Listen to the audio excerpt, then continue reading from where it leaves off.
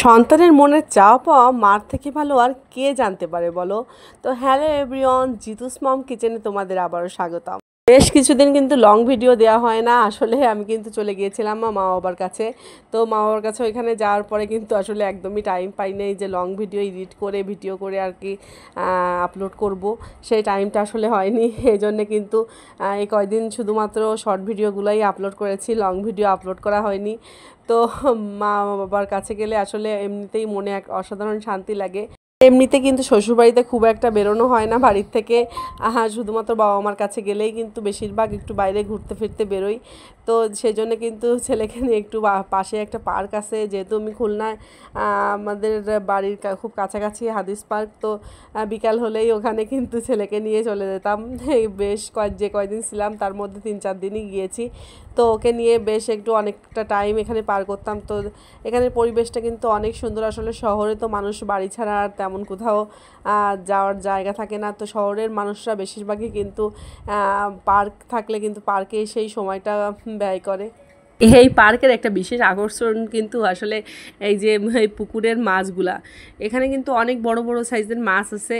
আর বিশেষ করে কিন্তু বাচ্চারা এটা দেখতে খুব পছন্দ করে। দেখো, যে আসতেছে সেই কিন্তু কিছু না কিছু খাবার নিয়ে আসে মাছকে খাওয়ানোর জন্য। তো বেশ ভালো লাগে, খাবার দেওয়ার সাথেই কিন্তু ঝাঁক ধরে মাছরা সব চলে আসে। আর খুবই একটা সুন্দর পরিবেশ আসলে।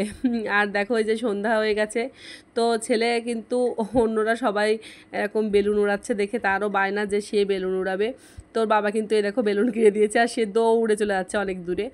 তো ওইখান থেকে দেখো বেলুনটা ছেড়ে দিল, আর বেলুনটা কিন্তু অনেক দূরে যেয়ে পড়েছে। তো যেহেতু পার্কে অনেক ভিড় থাকে, এই জন্যে কিন্তু আমার একটু ভয়ও লাগছিল যে কোথায় যায় না যায় লোকজনের ভিতর। এই জন্য ওর বাবাকে বললাম যে তুমি একটু যাও, যে খুঁজে দাও বেলুনটা কোথায় পড়লো। তো যাই হোক, বাবা মার কাছে গেলে এমনিতেই সময়টা ভালো কাটে। এদিকে বাড়িতে এসে দেখতেছি, একবার শুধু বলেছিলাম মাকে, মা অনেক দিন লুচি খাওয়া হয় না, লুচি ডাল খেতে খুব ভালো লাগে। তো এই জন্যে কিন্তু এসে দেখি যে মা কিন্তু সব কিছু রেডি করে লুচি বানাচ্ছে।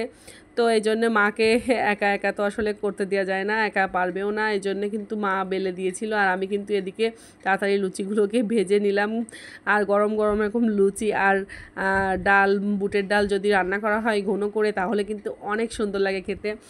তো শ্বশুরবাড়িতে আসলে সবসময় কিন্তু হয় না একা হাতে বাচ্চা নিয়ে আমার আসলে নিজের কোনো যেটা প্রিয় খাবার এরকম কিছুই তৈরি করে আসলে একা একা খাওয়া আসলে সম্ভব হয় না।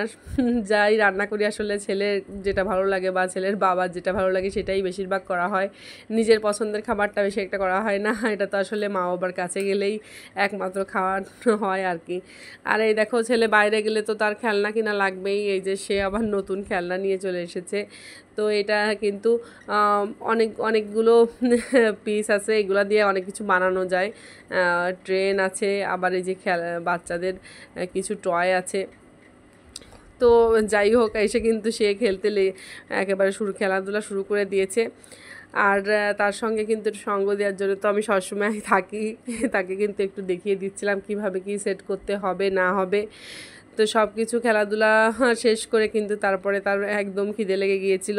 তো এদিকে কিন্তু মার ডাল রান্নাটাও কমপ্লিট হয়ে গিয়েছিল। তো তারপরে কিন্তু লুচি দিয়ে, বুটের ডাল দিয়ে একেবারে রাত্রের খাওয়াটা কিন্তু একেবারে জমে গিয়েছিল। এই তো দেখো, ছেলে আর আমি কিন্তু দুজনে একেবারে সবজি ডুবিয়ে লুচি ডাল খাচ্ছি।